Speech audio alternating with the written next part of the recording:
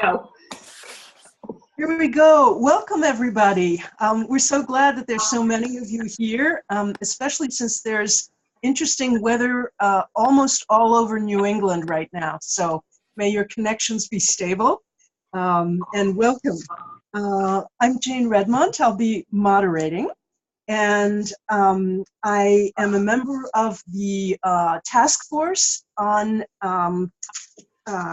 intercultural on cultural competency in our province of New England. And I also co-chair the Ecumenical and Interreligious Relations Commission for the diocese to which I belong, the Diocese of Massachusetts. We're glad that you're at this webcast. If you ever want to listen to it again, it will eventually be up on the province website. And we also want to remind you that our entire webcast series is on the Province One website. So we encourage you to go if you want to look at past webcasts. It's free, and please encourage your friends, colleagues, and churchmates to look at them as well. We're very privileged to have Chanta Bhan with us today.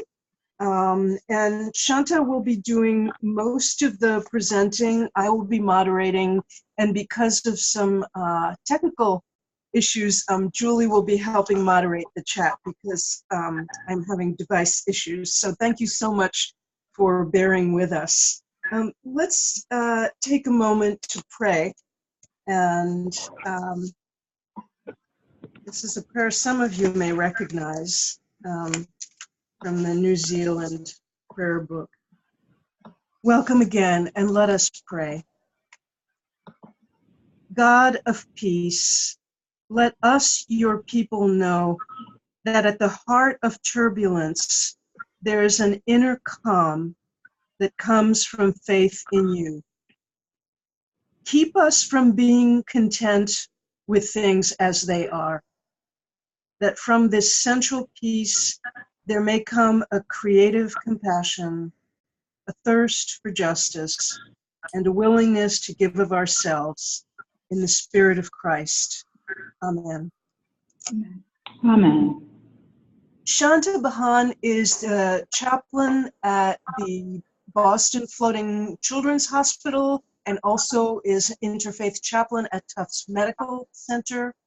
She chairs the City of Cambridge, Massachusetts Human Rights Commission, and also is a member of, I'm sorry, my machine is malfunctioning. Chanta, can you remind us the name of the commission that you serve on that is working actually right now on this very issue that we're going to address of implicit or unconscious bias?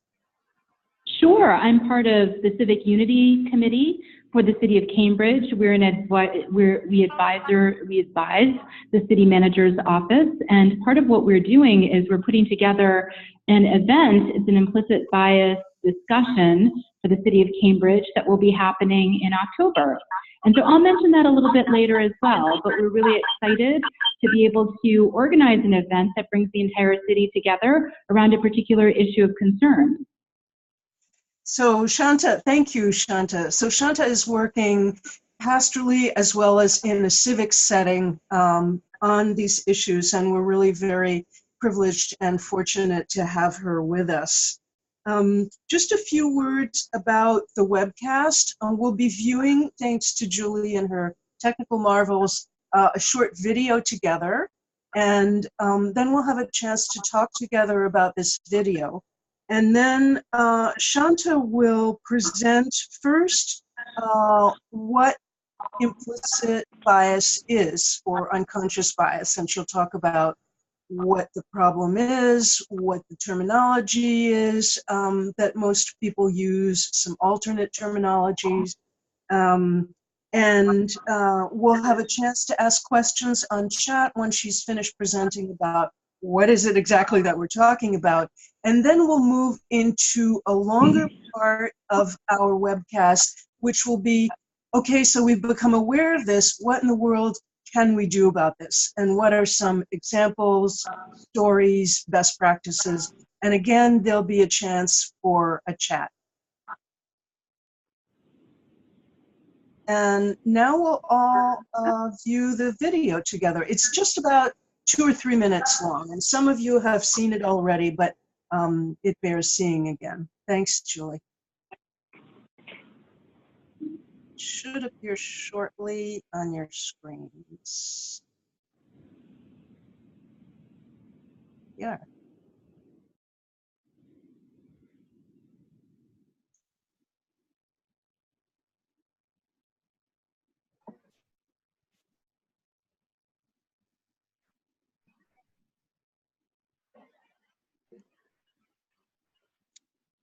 Everybody here? I can't hear.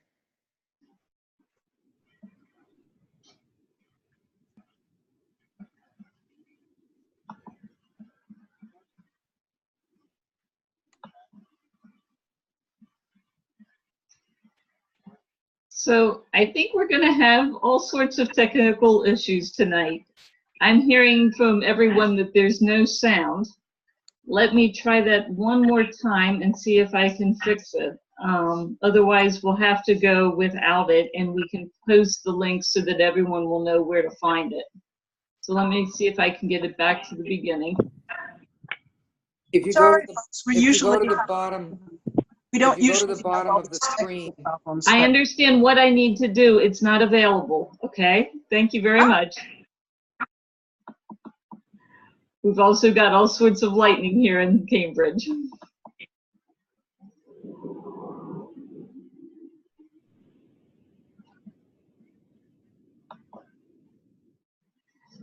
We are not going to be able to show the video at this time. So for those of you that didn't get to watch it ahead of time, I will send it out with the link to the recording. My apologies. All right. And are we back?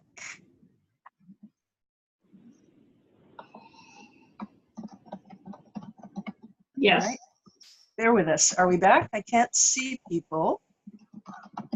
Can you hear me, Julie? Everyone's in. Go ahead and just talk. Great. Hi, all. I can't see you, but I will blame the weather. It's Jane Redmont again. And thank you for your patience. Usually we're way up at the top of the tech chart, but not today. So Chanta, why don't we start with you, not only in lieu of the video, but also with what you were going to talk about in any case, which is what in the world is implicit bias? Sure, I'd be happy to. So just this past weekend, I was driving along the Massachusetts Pike, and on several occasions, I needed to make a lane change. The lanes were congested, and despite my best efforts to look before veering to the right or to the left, I came close to a vehicle that was outside of my field of vision. And I'm sure that you all can relate to this experience.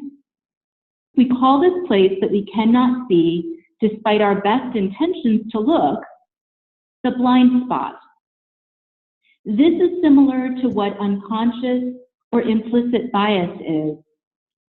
In fact, as many of you probably know, Mahzarin Banaji and Anthony Greenwald are two social psychologists who co-authored the book Blindspot, The Hidden Biases of Good People.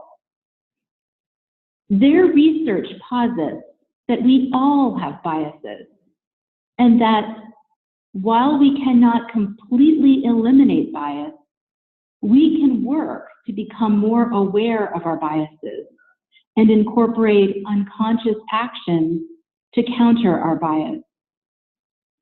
Project Implicit is a research center at Harvard University that has developed a set of implicit association tests, or IATs, that evaluate non-reflective automatic decisions that each of us makes in society about ourselves and others at regular intervals. If you have not already taken a few of these tests, I highly recommend selecting 5 to 10 tests that cover a wide range of social categories. Reflect on what you anticipated your results might be and what the results actually are. The areas that the IATs evaluate are social categories of gender, race, age, class, sexuality, disability, religion, politics, nationality, ethnicity, and other social sets. These tests are meant for use in personal reflection, and at times, the conclusions can feel unsettling. They are not for use in making employment decisions or for evaluating others. Essentially, they are primarily for personal reflection. While the IATs examine certain categories of bias, the reality is that there are hundreds of identified categories of cognitive biases. Just to mention a few, there were some in an article that Jane and Julie mentioned in the advertisement. One happens to be affinity bias. So these are just about 6 or 7 or 8 of the biases, of hundreds and hundreds of biases. Affinity bias is tending to be more receptive to people who resemble our lives in some way. For example, can you imagine a job recruiter saying, "I hired her because she reminded me of my sister"? Confirmation bias is looking for information that supports our beliefs and ignoring details to the contrary. Imagine someone saying something like, "Oh, he's from Appalachia, so of course he isn't very well educated." This is an example of confirmation bias at work. The halo effect happens when we like something about someone, and therefore we assume that everything about them must be great. For an example, imagine a teacher saying something like, "Well, my student is very well behaved, so my student must also be smart." Perception bias is stereotyping people based on a group that they belong to. For example, you might imagine someone saying something like, "Many crimes are committed by this particular ethnic group, so a person of the same ethnicity must be a criminal." Bandwagon bias is simply believing something because others believe it. You've probably seen this expressed with one of your friends or someone else you know, saying something to the effect of, "No one else enjoyed that movie, so neither did I." There are a couple of others that I found online that I thought were particularly interesting and relevant. One is courtesy bias. It's the tendency to give an opinion that is more socially correct than one's true opinion, so as to avoid offending anyone. There's another one called the curse of knowledge. It's when better informed people find it extremely difficult to think about problems from the perspective of lesser informed people. It's also a bias of elitism.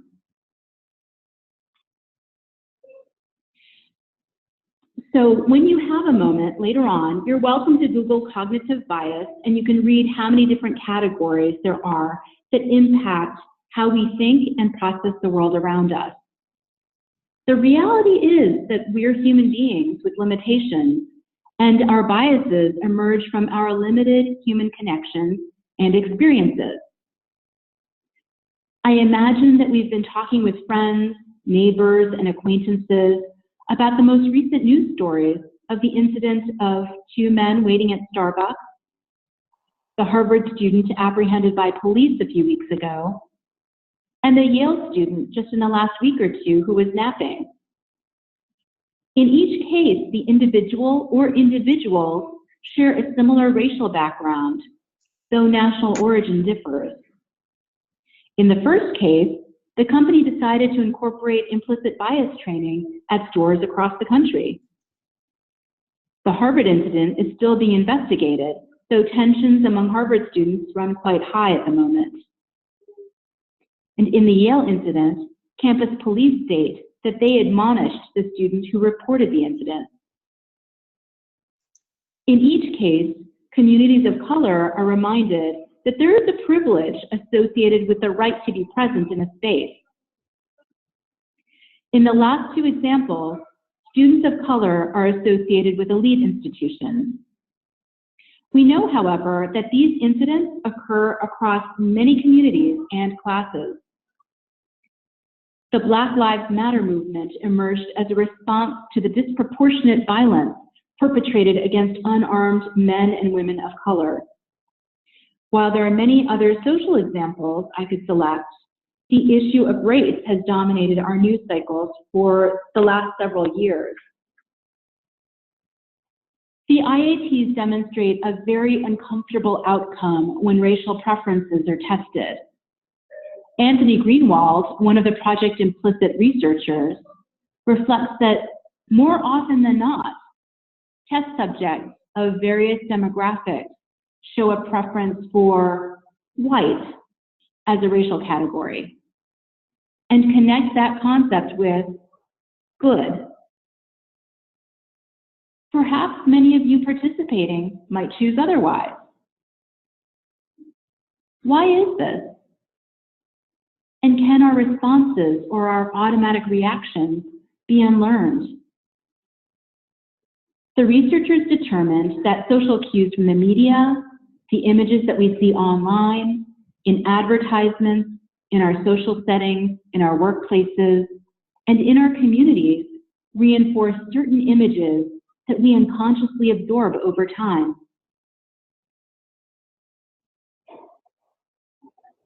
Jane, I will pass the next part on to you.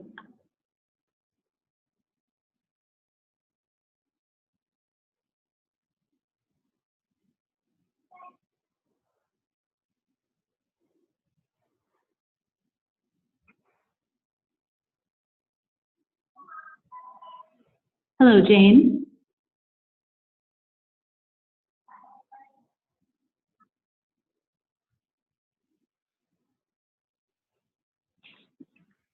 Can you hear me? Yes. Great. I was wondering whether any of you have any questions to share about what Chanta has shared so far. And thank you again for bearing with our technical difficulties. And thank you for speaking so clearly, Chanta. What about the definition? Do people understand the definition? I know many of you have experience with it and wrote us about it ahead of time. I have one question, but how about the rest of you? Write on the chat, and either Julie or I will pick up what you've written and we'll feed it to Chanta.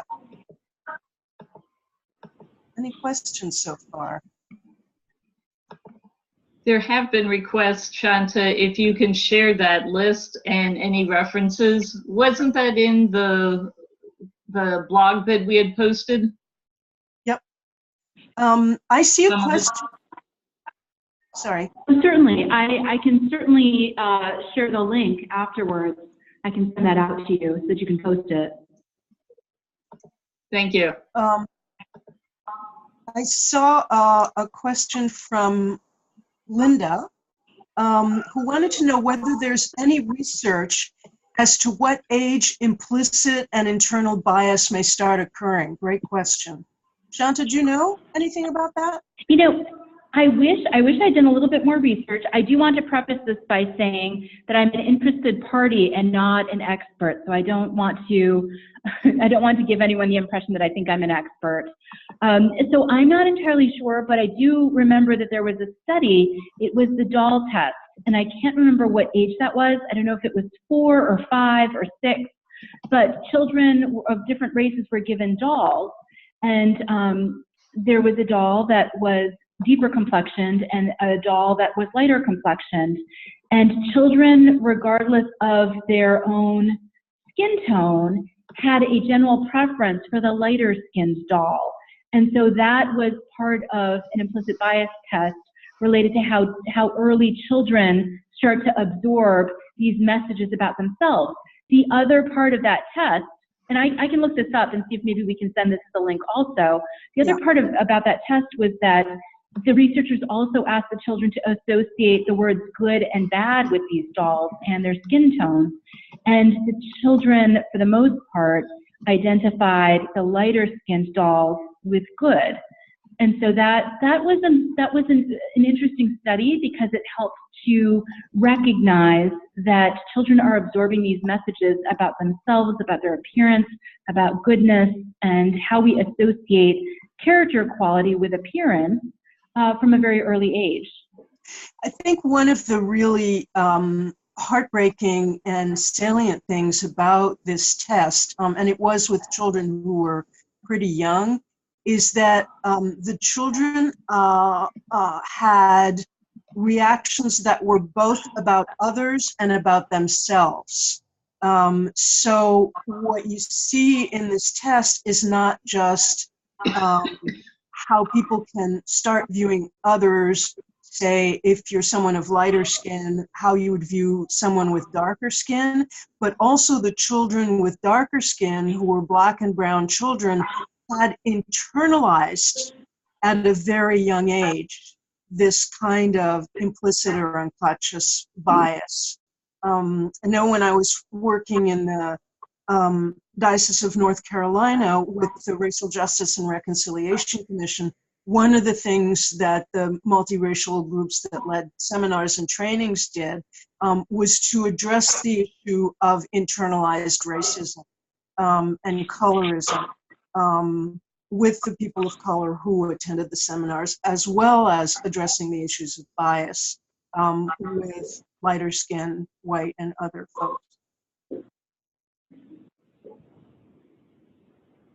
Chanta, what about the issue of what we call this?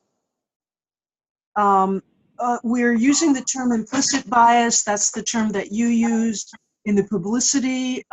We also spoke of unconscious bias. Can you, before we go on to more questions and to, okay, what do we do? Can you help us a little with this terminology question? Is there a difference? Sure. There really isn't a difference. I think the reason why I like the word unconscious bias is because it acknowledges the fact that this is happening at a level of which we're not aware. Implicit bias, in some ways it sounds a little bit more like the word complicit, but implicit bias means that there's a bias that's implied by a certain decision, by a certain behavior, by a certain action or way of being. And so the word implicit really is related to the word implied. It's the idea that we see the results of something and we make the assumption that there was an implication or there was an implied bias as a result. Mahzarin Banaji, she's a social psychologist at Harvard, and she co-authored the book Blindspot, The Hidden Biases of Good People. She talks about the blind spot. She talks about the fact that there is this place in our minds of which we're not aware, and we're not able to be aware of it because of our own limitations, our own limited experiences, and our connections with others. And so as a result, there are limitations to the ways in which we can see beyond ourselves and the ways in which we make decisions about other people and ourselves. And so she suggests that we become more aware.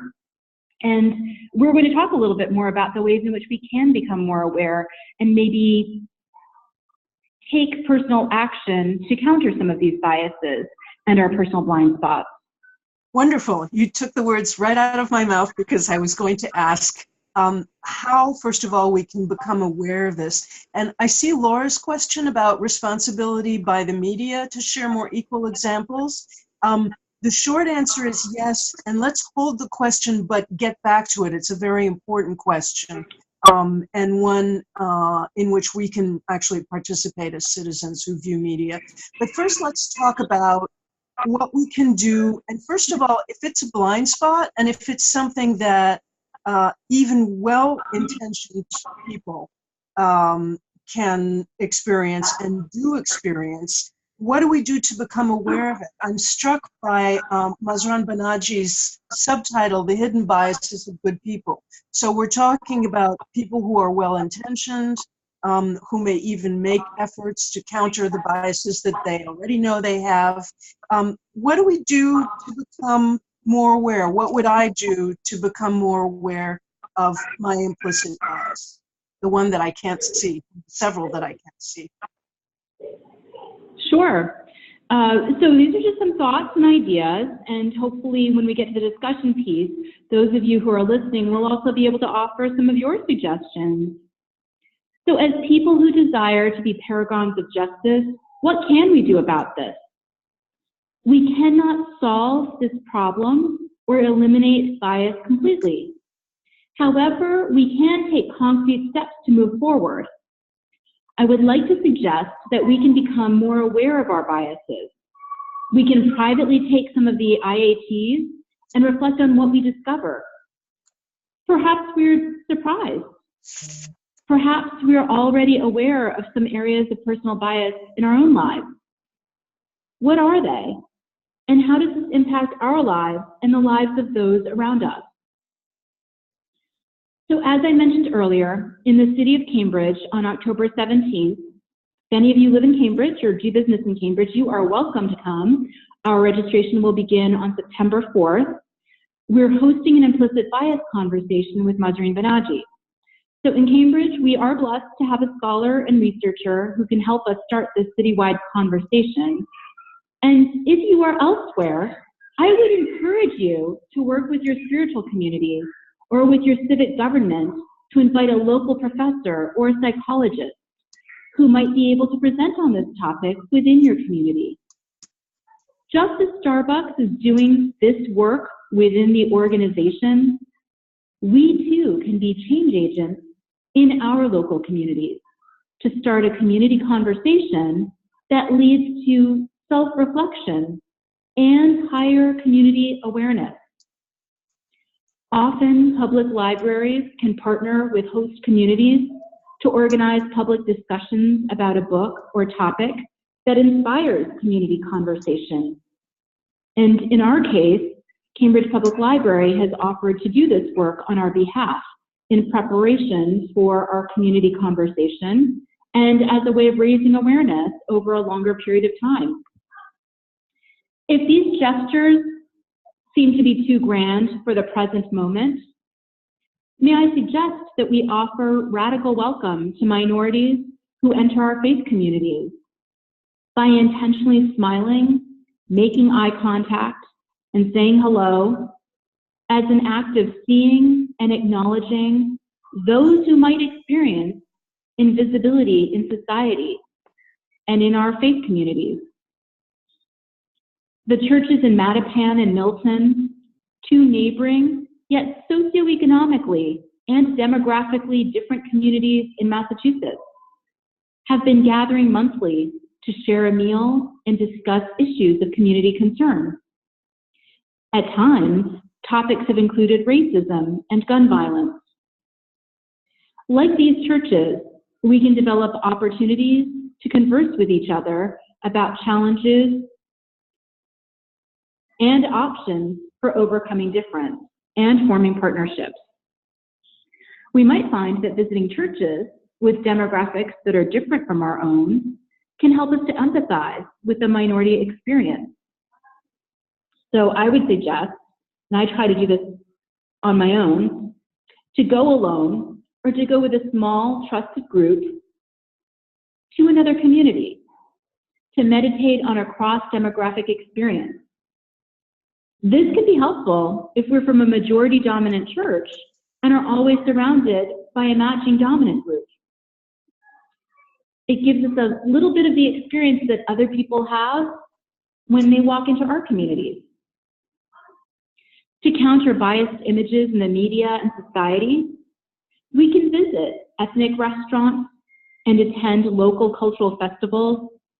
These tend to be more prevalent in larger cities, but I'm sure that there are opportunities wherever people are to be able to gather with other folks in restaurants or to attend cultural festivals around certain holidays. We can make the effort to attend cultural exhibits at museums and attend cultural music concerts. In these environments, we might find ourselves surrounded by demographics we do not normally encounter, thereby neutralizing our own implicit associations. When we increase the number of positive encounters and experiences that we have with a wide range of demographic groups, we consciously counter our stereotypical associations. So if we have an idea of what we think of a certain group because we don't spend time with a group, or maybe our friends aren't from a certain group, and we go and we intentionally spend time maybe in a cultural community or at an event, or we take a dance class or listen to music or go to a restaurant, we're surrounding ourselves with multiple people who can counter whatever the stereotype is that we've experienced or absorbed. So in turn, this helps to reduce our tendency toward bias and prejudice and increase our comfort level with demographic difference. In our discussion which follows, I welcome those of you who are participants to share your own ideas and insights for how we might neutralize our biases. And as I reflect on our journey, may our increasing awareness lead us to concrete action to reduce the blind spots as we seek to move in society in a way that reduces unintentional harm and leads to our personal growth and the well-being of our communities, particularly our faith communities. Chanta, may I add one or two things that we had talked about in preparing for this talk? Sure. Supplement what you were saying. You talked about taking ourselves to other communities, a step that is really crucial. I think many of us who are in majority communities have either said or heard, we wish that more X kind of people would come to our congregation, and we may not have just gone and plunked ourselves in another community.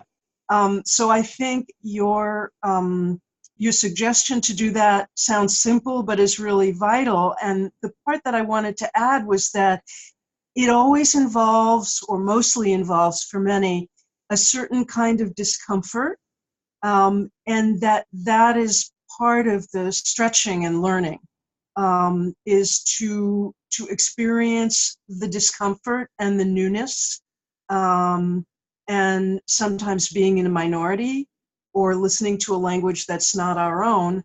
But that is very much part of what we're trying to do and part of the life of faith.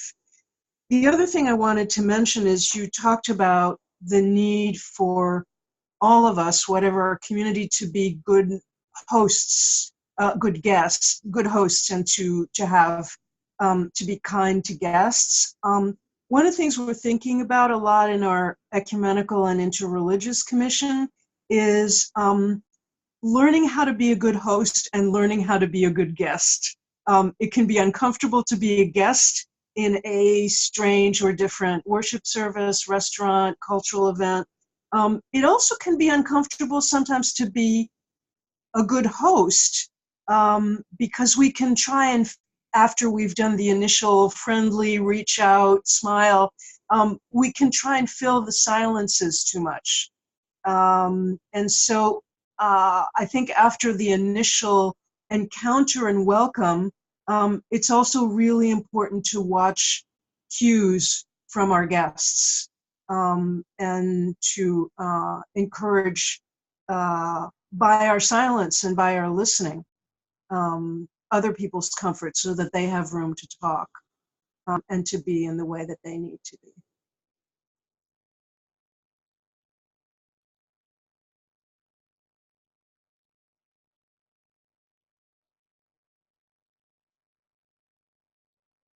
Are people still here? Chanta? Yep. Chanta, can you still hear? No, I can't hear Chanta anymore.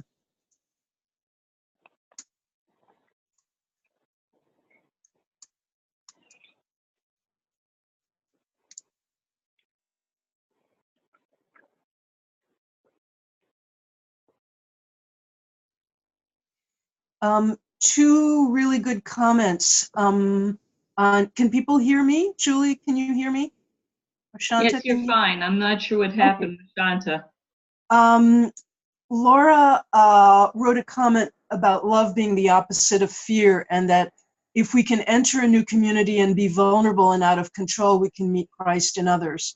It's more than visiting, it's being vulnerable. Yes, thank you. And that's exactly what I meant by the discomfort, and that's a holy discomfort.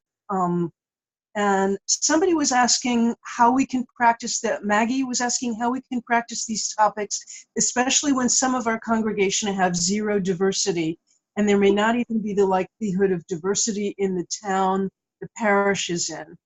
And then there's a question from Linda. Well, let's answer Maggie's question. And the non-diverse community has little interest in changing. Shanta, can you hear me or see? And if not, I will try to answer.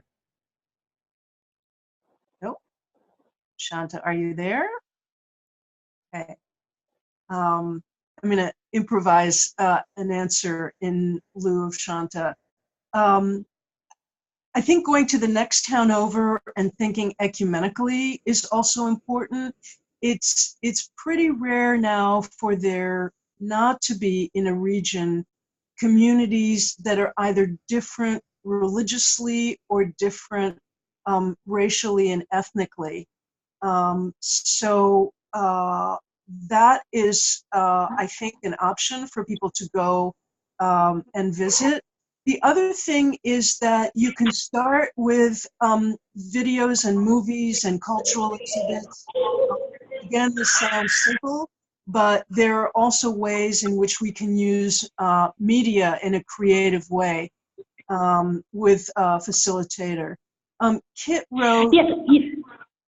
I'm sorry, go ahead. Shanta, are you back? Oh, I was just going to say, yes, I was Okay. muted somehow. I'm not sure how that happened, but I'm back. So I was going to mention, actually, I think that the film Black Panther is an amazing opportunity to bring communities together to have a conversation about a cultural, racial community that is empowered in a film, that's seen as good, that's seen as virtuous, that's seen as heroic. In a film where this community is featured not as individual minorities or token minorities, but as a majority dominant community, which I think is really interesting.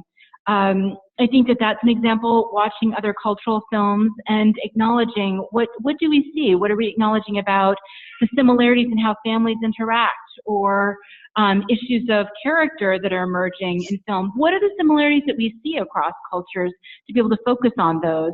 I also just wanted to mention, you mentioned earlier about the question that some churches have, why don't we see more people like X community coming to our church?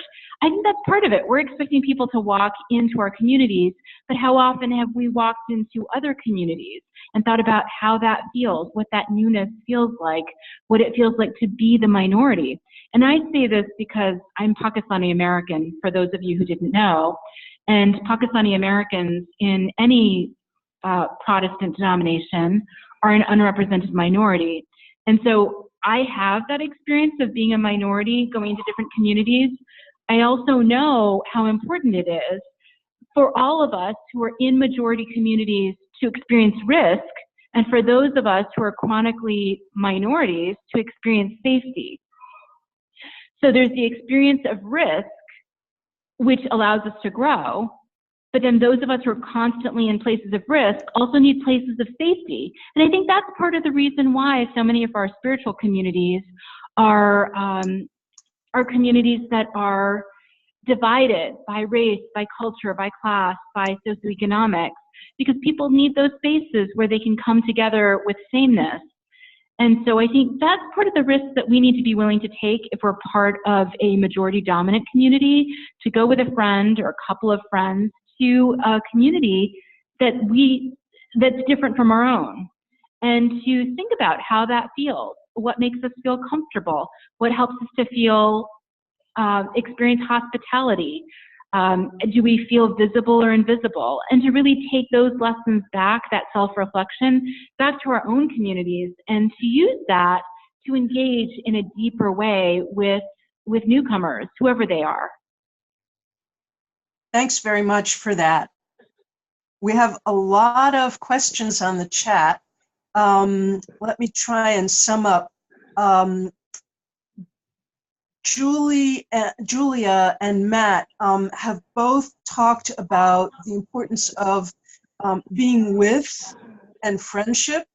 And that's a crucial distinction between we're doing this, quote, for those other people, as opposed to we learn to be together as equals. Mm-hmm. And someone else, Laura, noted that different, quote unquote, is or can be a term of white privilege. Matt is, oh, the chat's going so fast. Matt is saying he thinks sometimes we need to work for people and not act like their peers. Sometimes we need to serve before we can stand at the same level. I think the with, I hope I'm not misinterpreting, the with I think came from it was a caution against the looking down upon. Linda notes that Julie and Maggie are bringing up why other groups may be shy of, quote, us. I assume by us you mean majority white groups. They're afraid we may be trying to fix or change or save them. Chanta, you may want to say something to that. I would just say briefly that that's why it's so important to be in mission together, to put ourselves in different, sorry about the word different, to put ourselves in communities that are not ours. Chanta, did you want to add to that? Sure. I mean, maybe a word that will feel more comfortable for people is a variety of communities. Right.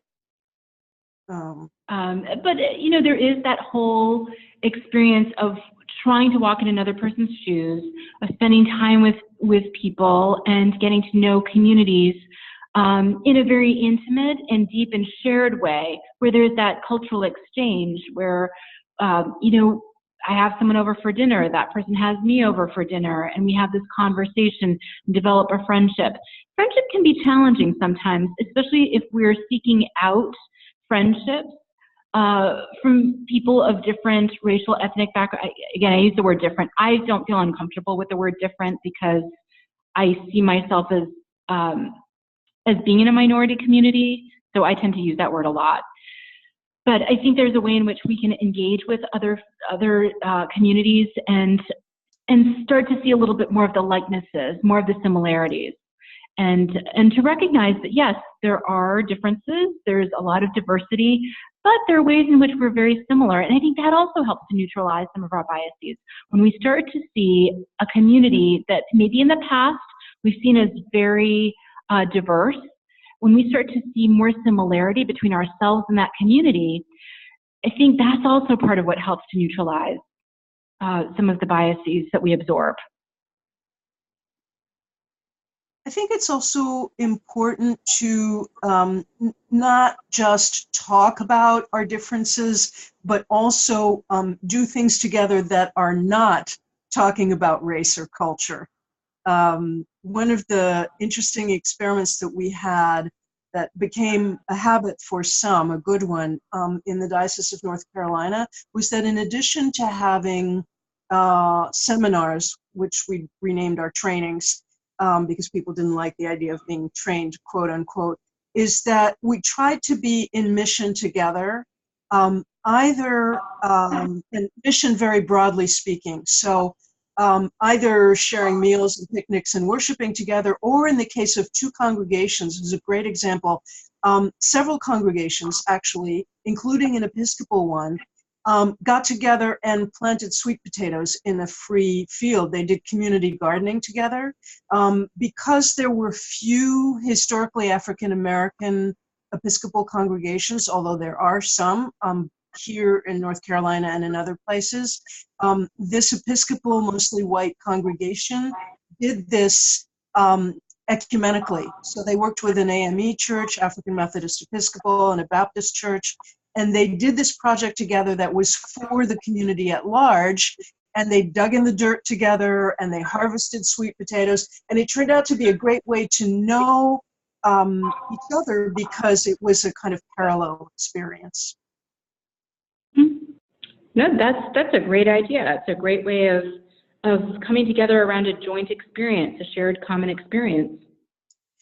Can we get back to the media question? I don't want to let go of the issue that I think it was Laura, forgive me if I forget who asked it, but someone asked early on whether the representation of people in the media is something that we need to pay more attention to and do something about. Chanta, do you have some thoughts about what we as citizens and as people of faith, and possibly as folks who are ourselves involved in media, can do, and how media representation affects things?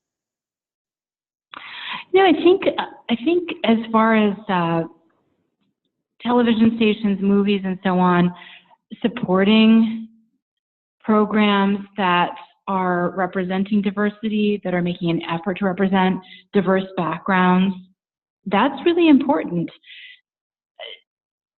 Organization systems take note of that, and so that is important. But I think that we also see certain people in positions of leadership, whether that's in our churches or that's in the organization for which we work, or in politics, or wherever we are, whatever we're seeing, whatever we're experiencing.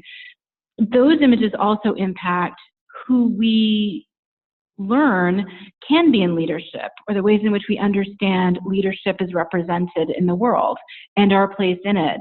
And so it's important to really seek out mentors and to encourage minority communities that are in positions of leadership to be supportive and to do what we can do to be present to them and to learn from them as much as possible as well. I think there are a lot of different places in society from which we absorb these types of messages about who can be a leader, who does good work, who is important. And so there are a lot of different ways in which we can approach that as well, really providing support. I say this because I work at a hospital and I'm providing support to some minority staff right now. And I think to myself, how important is it that these individuals, without my going into too much detail, that these individuals reach a position where they can make maximum impact in our society and in our world. If we've got a person who's from a racial minority, who's pursuing a certain path in medicine that can impact a greater community, that person needs a lot of support. And that's part of my role at the hospital. It's part of what I do. I debrief with an individual. I spend time with that individual. I try to provide as many resources to that person, really in an effort to think through the vision for the impact that person will make in society in the future, when sometimes it's hard for that person to see it amidst all the challenges. Thank you. In the chat, there are several comments about storytelling and telling our stories, being critical, from sharing our childhood, our favorite activities, things that scared us as kids, without judging. There's also a question from Julia about, is there anything in the literature out there about how to begin to raise the issue of implicit bias as an issue? To use business slang, she asks, what's the hook for people who are not interested in changing? That is such a good question. Just before coming to this webinar, I was meeting with the group that's organizing the implicit bias conversation, and that's what we were talking about. What are we going to put on our poster? So someone said, what is your blind spot? Someone else said, are you biased? So I think that maybe there's some general questions that we can ask, but I think we probably, hopefully we can all agree, or maybe we can agree, that when we reflect on our own issues, that encourages other people to reflect as well. We're setting an example. And so when someone mentions storytelling, telling our personal stories of our own experiences, of when we become aware of a particular issue or a particular bias, and what we've done to counter that can be really powerful in our interpersonal relationships and setting an example. I belong to a team of congregational consultants for the Episcopal Diocese of Massachusetts, and recently we did a kind of introduction to awareness about race and culture, and we used a kind of Indaba conversation model. This is the model of conversation from South Africa that's been used around the Anglican Communion. And we asked a question that Karen Montano, who couldn't be here today, helped us with. She and I worked together as a team, and it was when it's a question many of you have been experiencing perhaps in seminars you've been to. It's when did you first become aware of race as a reality? And so this was a group of well-intentioned, fairly mature church people, majority white, small group of people of color, and this was not an aggressive question, but it was a question that led to self-disclosure, and we did it in groups of 2. And with the request that people listen to each other without interrupting. And then we did a second round with what has been your most recent encounter in any form, media or interpersonally, with the issue of race. And again, we did this 2 by 2 and then with feedback to the group. And it was astonishing and wonderful how much people disclosed, because there was that one-on-one and that basic rule guideline about listening.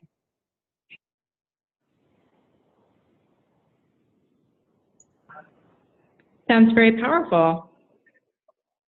On media, we're running out of time already. This always goes so fast, and we're only scratching the surface as always. But on media, I wanted to add and do it in the form of a question and ask what you think, Chanta, of citizens' efforts to write media outlets. You've talked about the power of the purse, supporting economically movies and other forms of media that highlight groups that may not be highlighted in majority culture. What about if the representation on a particular channel that we write that we watch all the time, or in the news, is not what we would want to see?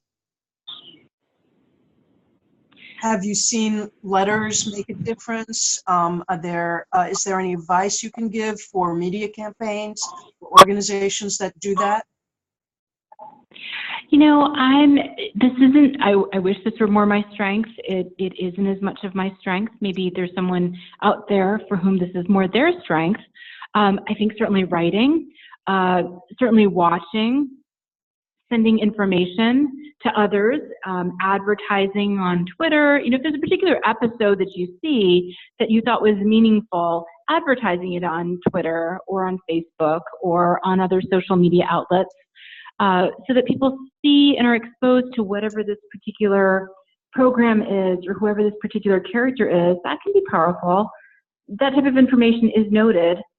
There are those who are counting the number of people who are watching certain programs, and I'm not entirely sure what the technology is that allows that to happen, but watching certain programs certainly does encourage the same types of programs to be reproduced, and it certainly can write, I suppose, the FCC. Again, I'm going to let someone else who might have a strength in this area respond. It's not quite my strength, but certainly supporting programs, supporting actors and actresses, those in the arts who are demonstrating or who are visibly representing some type of diversity is also very powerful. Mm-hmm. Julie, we're coming up on the end. Am I correct in terms of our time? Are you there? Can you hear me? We have 2 minutes. All right. Folks, thank you so much. Chanta is going to lead us in a closing prayer. I want to thank you very, very much, Chanta, for sharing your experience and your expertise with us. I want to thank also Julie for the even more than usual technical support and excellence, and all of you in particular for your comments on the chat and for being there and listening and for challenging all of us. Chanta, will you help us? Certainly. Thank you all for the opportunity and for sharing as well. I'm going to read a prayer by Margaret Nash. Dr. Margaret Nash is a prominent Anglican layperson in Cape Town. She joined Black workers in resisting the bulldozing of their shacks, which had been declared illegal under apartheid laws. Ngwenke Nkomo was one of thousands of young people who were jailed without trial laws during the apartheid era. And this is from an African prayer book by Desmond Tutu. May anger and fear turn to love. O God, whose son in anger drove the money changers from the temple, let the anger of Ngwenke Nkomo and his fellow detainees be to the cleansing of this land. O God, I hold before you the anger, the rage, the frustration, the sorrow of Mrs. Nkomo and all Black mothers who demand for their children the same chance to grow up, strong and tall, loving and unafraid, as any white mother wants for her children. In penitence, I offer you my own mixed up anger, that it, with theirs, may be taken up into your redemptive will, in which the clash between anger and fear, oppressed and oppressor, can give way to the incomprehensible action of agape love, bringing about the reconciliation, the embrace of the other, the alien, the enemy, creating the festival of Shalom, in which the wolf shall lie down with the lamb, and the whole of life on earth shall rejoice in the splendor of your glory. Amen. Amen. Thank you again, all.